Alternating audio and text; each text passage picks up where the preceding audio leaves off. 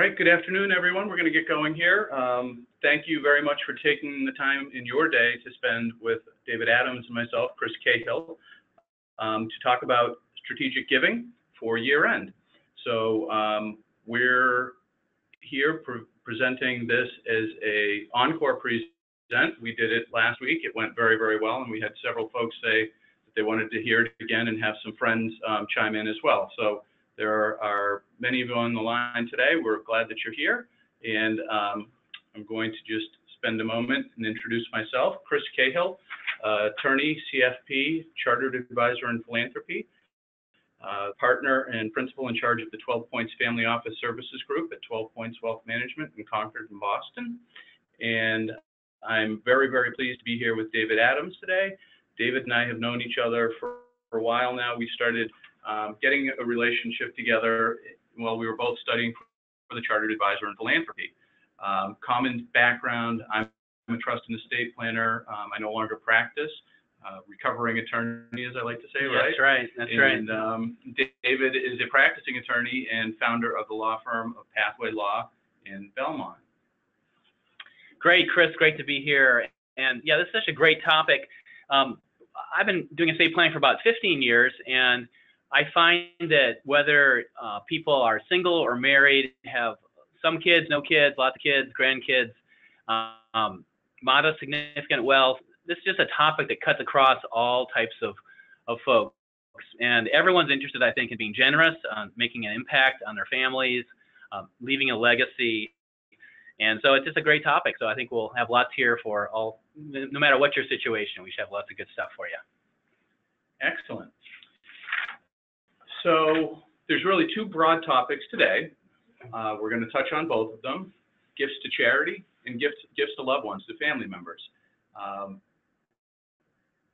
Primarily, we're going to speak about charity and ways to give to charity and to maximize your gifting first, and then we're going to end with family gifts as well.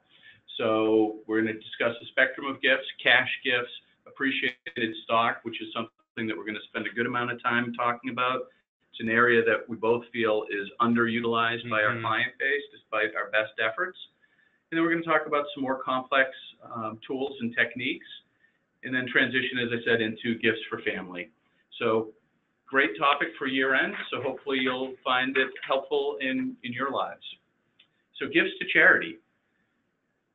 One of the primary ways that many people give is simply what we refer to as checkbook giving. They write checks, they give cash, and the question is, why are they doing this? So their primary objective is to either fulfill a commitment, make an impact, fulfill some sort of legacy objectives that they have. And let's face it, at the end of the day, philanthropic giving makes us feel good. So these are the touch points that we find motivate most people to begin their philanthropic missions and planning. Yeah, Chris, I think we just know from experience that when we give, we do feel good. And what's interesting is Harvard Business School actually did a study on this about 8 years ago.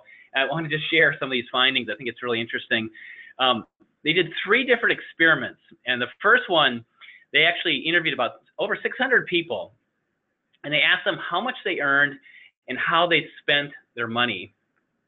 And what they found, and they also asked them to rate their happiness, which will be interesting to see how they did that. But what they found was that regardless of the income that each person made, the people who spent money on others reported greater happiness than those who didn't. And so I don't think that surprises us, but it's interesting to see. Now, the second study was very interesting.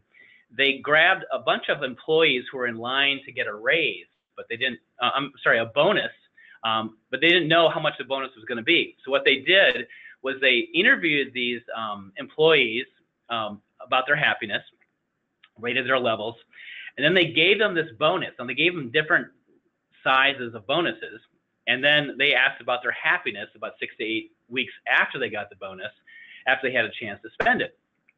And so what do you think they found? Well, of course, whoever got a higher bonus, right, had more happiness. Well, that wasn't the case. It actually had nothing to do with how much their bonus was. It had everything to do with how they spent it. And those who spent it on charities or on others reported higher happiness levels, which again probably doesn't surprise us. And then the last study, which I thought was great, is they found 46 volunteers. They handed each one either a $5 bill or a $20 bill, and they instructed them either to spend the money on themselves or on someone else. So different people had different assignments. And again, they came back and reported, and yes, guess what? It had nothing to do with whether they gave the $5 bill or the $20 bill. It had everything to do with the increase in happiness on whether they spent it on themselves or spent it on others. So Harvard Business School, I guess, just documents what we know in our heart, and I think it's great to acknowledge, especially this time of year. We're doing this webinar in late November, so it's a time we're thinking a lot about gifting. Certainly, and those things I think absolutely ring true to most folks that hear it, particularly those that have been philanthropic in the past. So we're going to spend a moment talking about charitable giving and taxes, because that is a big impact, and that is something that many people do focus on. So why don't you take us through some of the deductions here, David? Sure, and the tax rules are probably not the most exciting part of the webinar. No, well, this will be quick, I promise.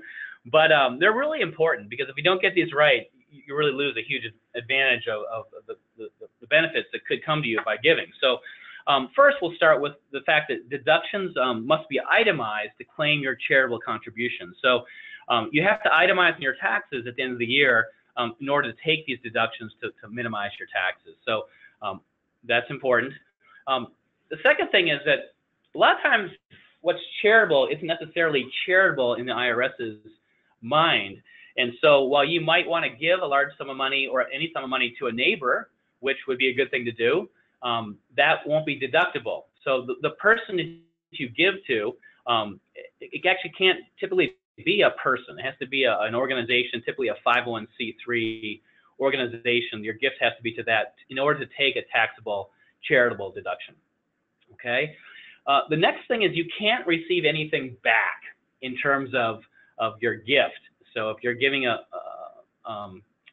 gift and you're getting tickets back in return to a game or to an event, you have to deduct the value of those out. So you can't get anything back.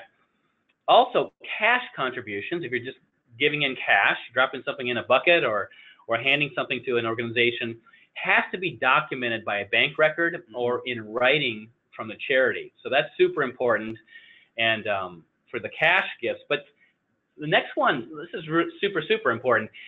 Any kind of gift, whether it's a check or a cash, a security, if it's over $250 in terms of value, you have to get written acknowledgement from the charity of that donation. And you literally will not be able to deduct that if you don't get that written acknowledgement. And I'm sure Chris has seen some situations. Certainly, and what we're seeing as technology continues to improve and get better, more of these organizations are really good at that. But it used to be that you'd have to really go out of your way to make sure that you documented that and went out and requested the receipt. Many organizations that I deal with, that my clients deal with, are much better at that today. But by all means, it's an area that you need to tick and tie and just double check and confirm that you've got all of your donation receipts, your gift receipts by year end, certainly. And we definitely acknowledge that people don't give just to get the deduction, but if you're giving, let's go ahead and be shrewd about it, and let's make sure we get our deductions. So the next one, gifts have to be complete. They can't have strings attached to them. It has to be, the funds have to leave your hands forever to be able to deduct those from your taxes.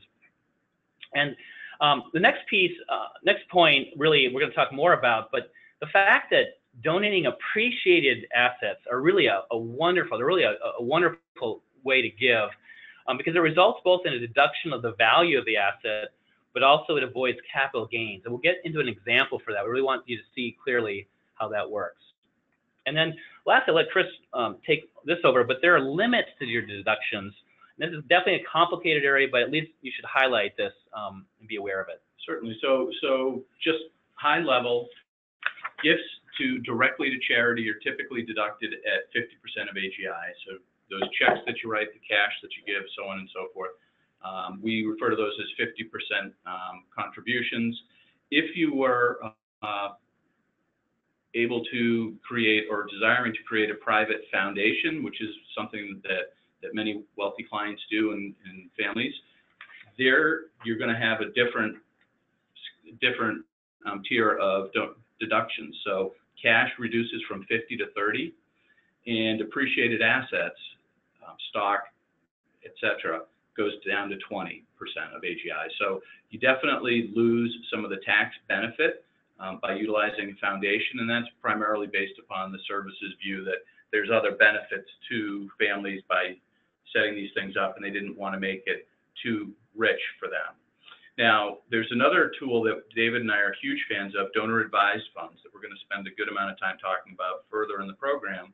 But a donor-advised fund is similar to a foundation, but it has a 50% deduction for cash, so that's similar to the traditional 50% items. But then the appreciated assets reduces to 30%. So still more available to you than a private foundation, not as much as direct to charity, but really a great tool for those of us that are looking for ways to impact philanthropic giving going forward. That's right. And for a lot of us, we're not giving 30 to 50% of our adjusted gross income, but if you're getting into that area, you should definitely just get advice from your advisor to navigate that. Certainly. So now here we get to an area that I think I might have jumped ahead to initially. So traditional cash gifts.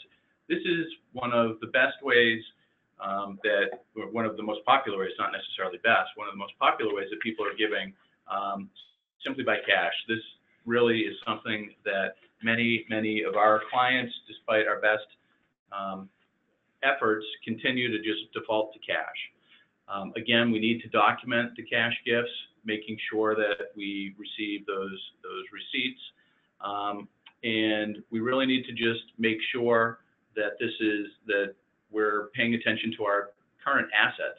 Cash might be the appropriate thing to give, and certainly the organizations love to get cash, right? It allows them to minimize their transaction costs and move forward with an asset that's readily fungible right then and there. But having said that, there are other tools and techniques. Okay, so this is one of our favorite techniques to give, and it's really actually quite simple, but has a huge impact in terms of a tax advantage gift. So let's just walk through the concept of giving in an appreciated stock, okay? And so in our scenario here, in our little chart here, we've got basically two options. The first option is you have the option of giving just a $10,000 cash gift. We just talked about, Chris just talked about cash gifts, and you could give that. Or alternatively, you could give a $10,000 worth of stock, and let's pretend we got some Google stock. I mean, we bought it for $2,000, and now it's worth $10,000. It's done well. It has an $8,000 gain. So we have two options. We can give cash, we can give security. So let's just walk through what the impact is for each gift. So we turn around and we give $10,000 of cash to our favorite charity, and that's wonderful. We give a gift, we have an impact on the charity, and we also get an income tax deduction. And so we get to deduct that $10,000 from our AGI, and we're going to assume here we're in a 28% tax bracket.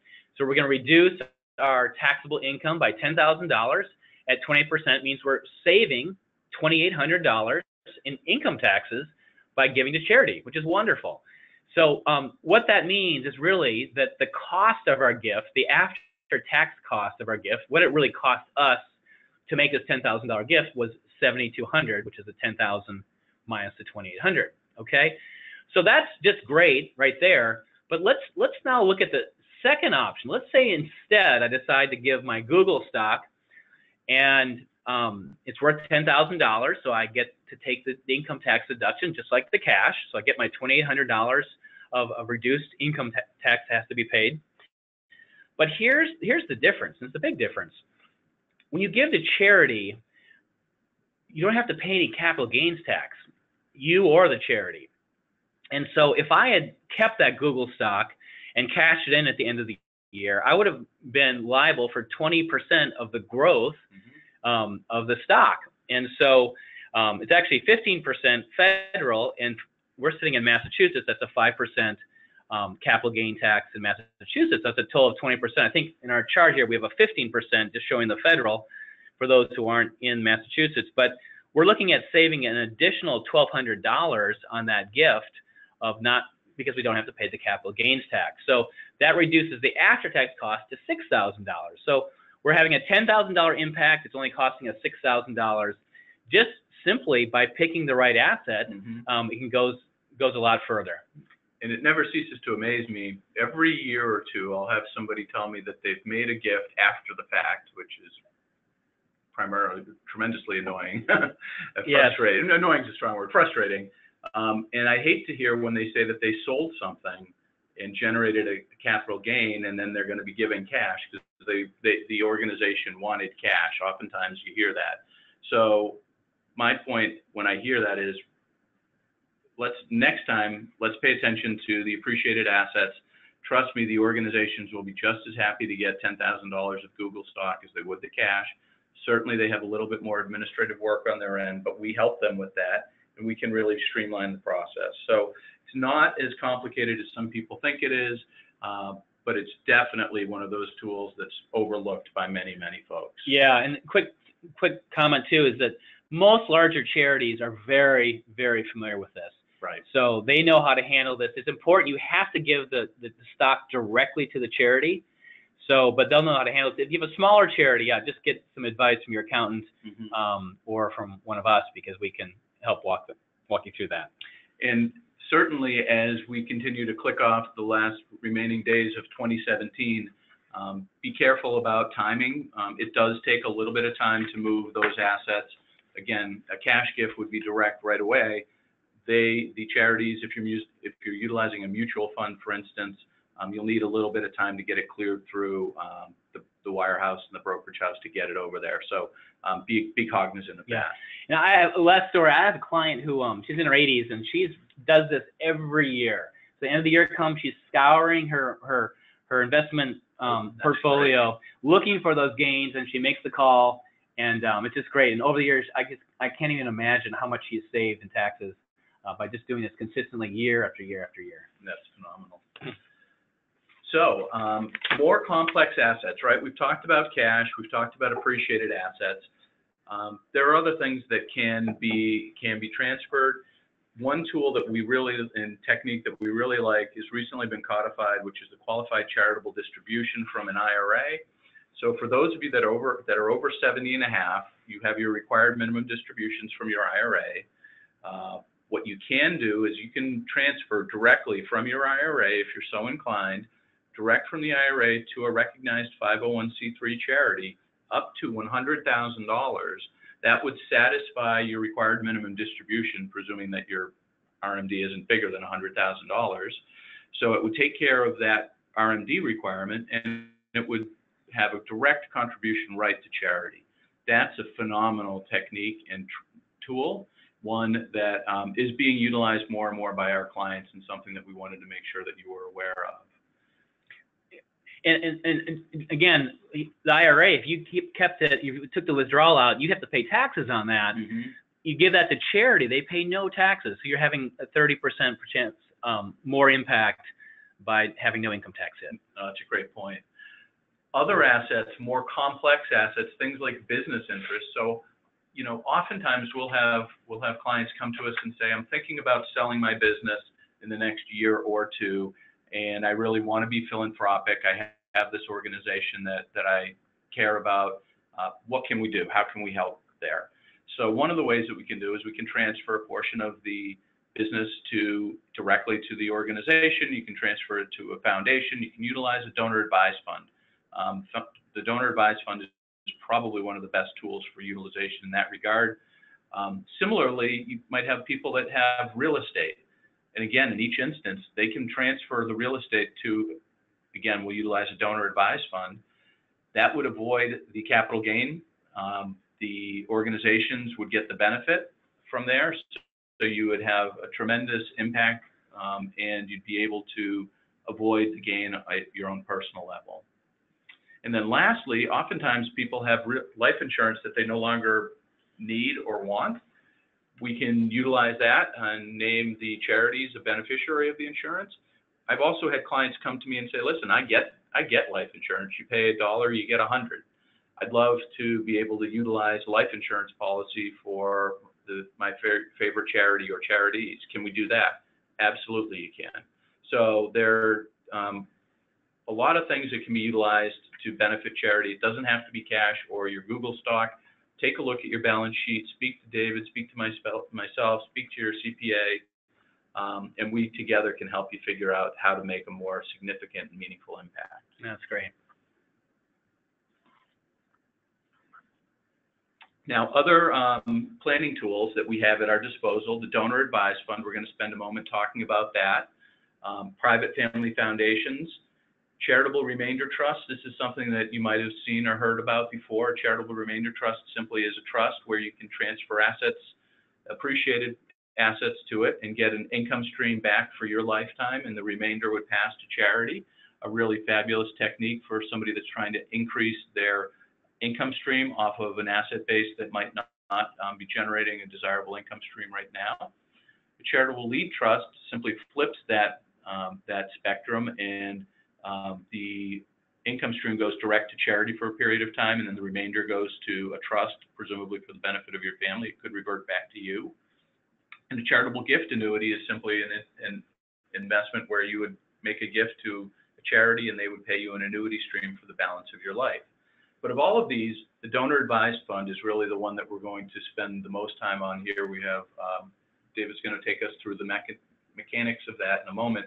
But I did want to just comment on the fact that coordinating your philanthropic giving with your estate planning is one of the best things that you can do for overall impact, and something that, you know, the more savvy clients really take advantage of. Wouldn't you agree? Absolutely. Absolutely. So here we go, donor advised funds. Great. Yeah. So our clients just love these, and this is a great tool. So how does this work? So a donor advised fund, sometimes it's called a DAF, donor advised fund, DAF, or a charitable gift fund. They have different names, but they essentially what it is, it's an account that's a charitable account that's held at a Fidelity or a Charles Schwab, or we'll talk more like the Boston Foundation. And there's different places where you can open these accounts, but basically it's an account that you gift now to. So you gift some Google stock, some appreciated stock. You could gift cash. You could gift business interest. You can gift almost anything to these donor advised funds. And the gift, then the fund holds the gift. So let's say I do the securities. I gift $10,000 worth of my Google stock, give it to the fund. I gift now. I take my deduction from my taxes in 2017, which is the year we're doing this. And then the money will sit in the fund, and I can actually make my donations at any point by literally logging on, looking at my fund, and then logging in and typing in the charities that I want to give it to. The fund will then cut the check. I'm advising the fund of how the fund should be used, and typically, almost always, they will then direct those funds to the 501c3 organization that I've chosen. And so I can take the deduction now. I can gift when I'm ready to gift. And it really works much like a private foundation without any of the headache and paperwork. You can set one of these up in a day. Right. Super easy.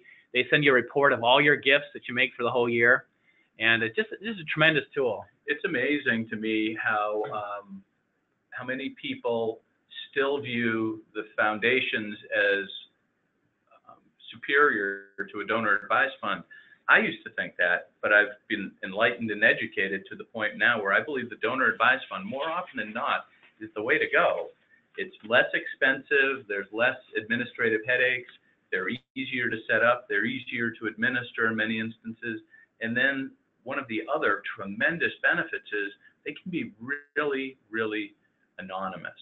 So for those that are looking to give to a cause that might raise eyebrows, either from a political or just whatever, some sensitivity perspective, being able to just make a contribution from a donor advised fund that may or may not hold your name. You might want to have your name associated with it. If you do, great. Schwab, Fidelity, they'll put your name on it. If you don't, it can just be the anonymous fund. So really, really important to understand that. And you know, I just can't say enough good things about the donor advised funds. The tool that I discussed a moment ago about the real estate, we're working with at 12 Points, an organization currently a operating nonprofit, and the gentleman that's in charge of it has a friend that's a prominent real estate developer. He's kind of short with cash at the moment, but he's got a lot of appreciated real estate. And he said, I'd love to give, I just don't have the assets to do it.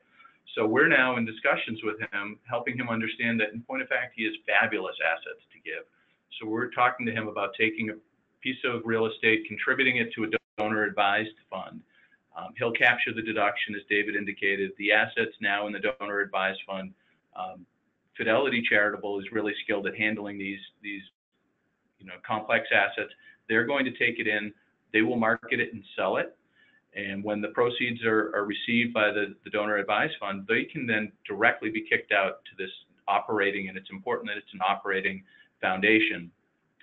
So in essence, it's just a way to get a cash gift to the foundation that they might not otherwise have gotten, certainly a substantial one. And while at the same time, the donor is going to get the benefit of the good feelings of giving. He'll get the tax deduction, and it's a really fabulous tool and technique. The last point that I want to bring up, I think David hit on very well, is that you get to fund your philanthropic giving now. I know that there are a couple of you on the line that have either sold your entire business this year or sold a substantial portion of it. Those of you, you know who you are, really should consider pre-funding your philanthropic giving now. This is your largest tax year that you're ever going to have, likely. Why not take a substantial amount of money, contribute it to a donor advised fund, get the deduction, and then use that fund going forward to fund any and all of your future philanthropic giving. Really a cool technique. Great. One more comment too about anonymous giving. I appreciate you bringing that up earlier, Chris. I find, many people like to be very engaged with their charities and, want to be known with their gifts, but some actually don't. They don't want a lot of follow-up calls to be giving larger and larger gifts. And so you can use these funds, and literally the charity will receive a check, but they'll have no idea where it's from. Right.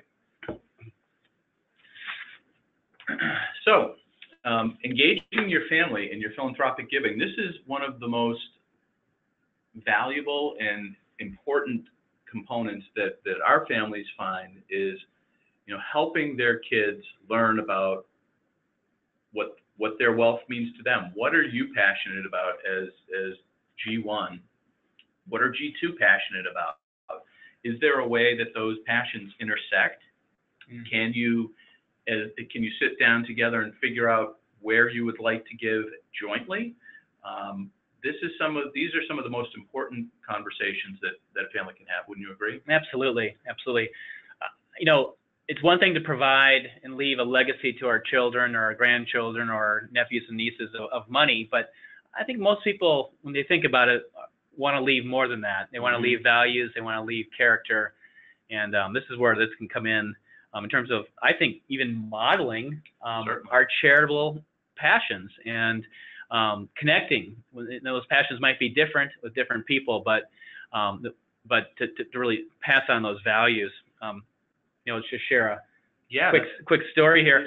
I have a client who he has a big daytime job downtown, but he's very committed in his free time to many charitable endeavors. And he's done that for a long time, and really set a great example for his son. And I just heard this story. It was great. I guess his son for many years, I'm sure it was an example of his parents, but was very committed to one of the elderly folks in his neighborhood, and formed a very close relationship and served this person and to help take care of them and build a friendship. And just, again, seeing his parents, I think, example and seeing that modeled. Well, interestingly, when his older friend passed away, sad time, but turns out that this elderly person left about $300,000 to this young man, who then went on to become a teacher. This paid off his student debt, but again, I think I really credit the family for modeling their values and allowing their kids to see that. What a great story! That's touching, and I think you're right. I'm sure he learned that from his parents, and giving back. We certainly don't do it with the intent of receiving anything. That's it was right. A wonderful round trip gift. Yeah, that's he right. helped him, and then the gentleman helped him. So that's right. Really, really great. So don't miss the discussion and the conversations. Yeah. And then maybe a couple practicals, things we've seen towards the end of the year. Often people do this, especially around the holidays.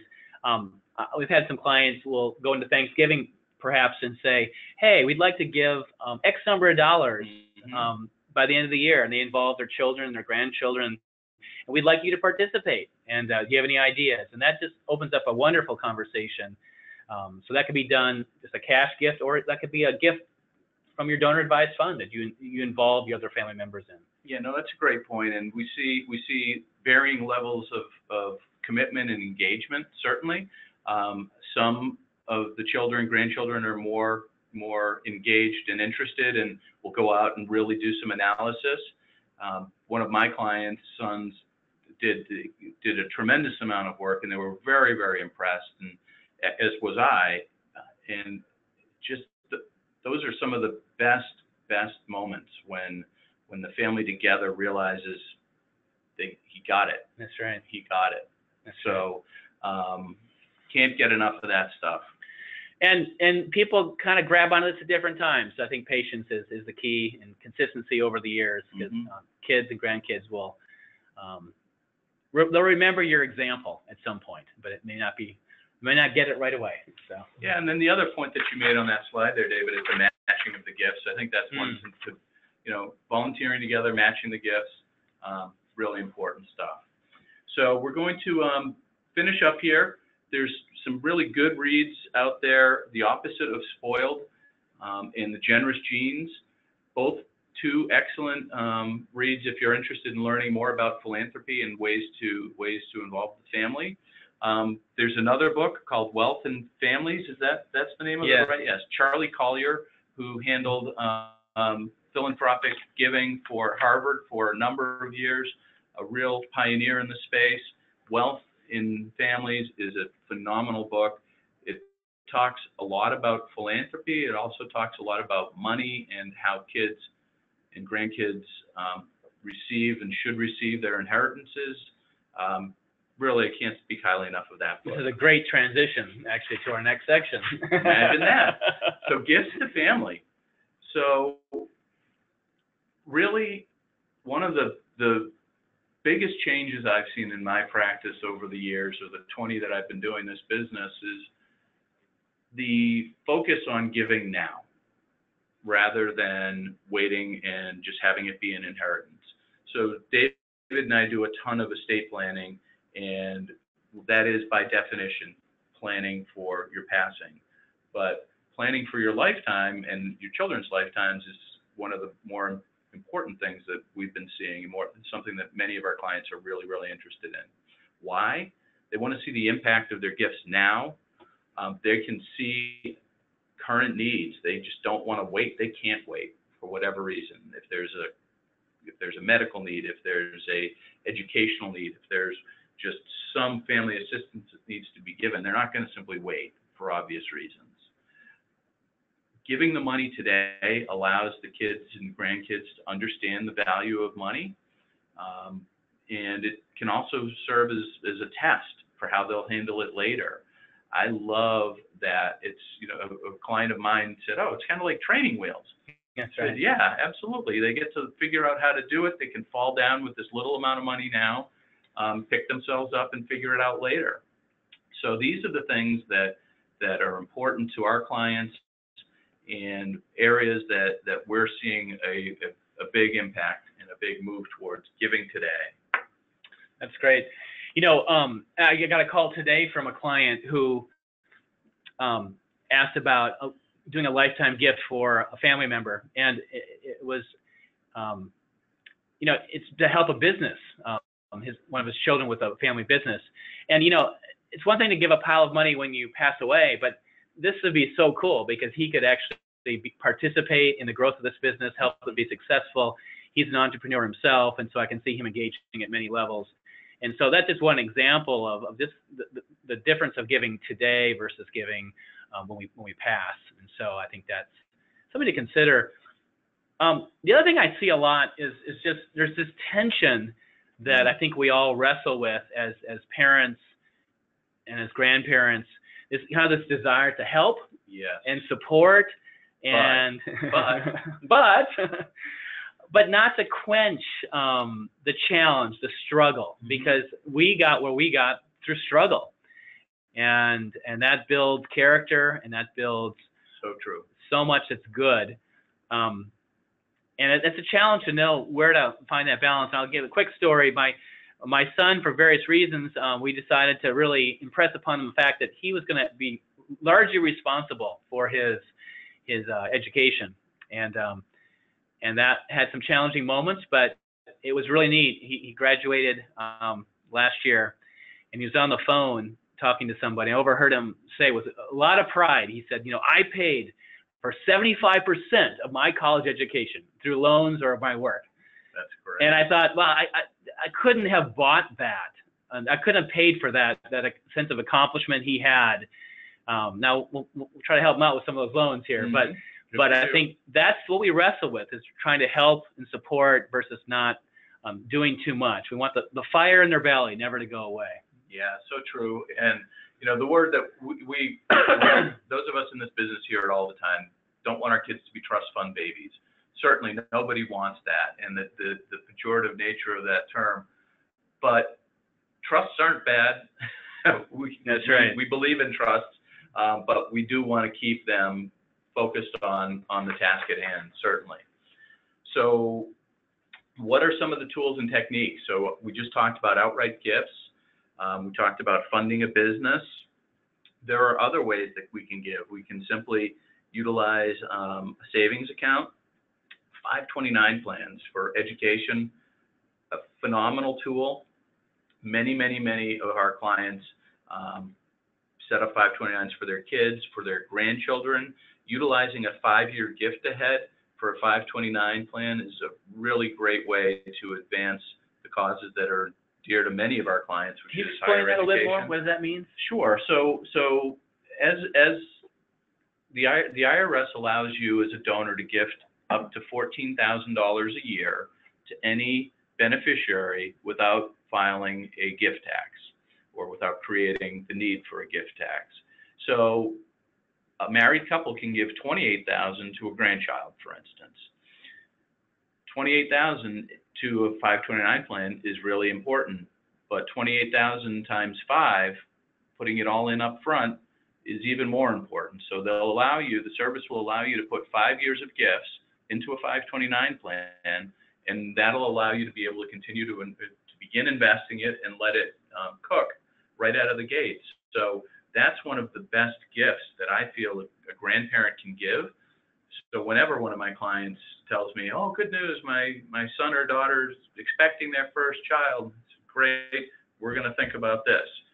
People love it, and it's a great tool.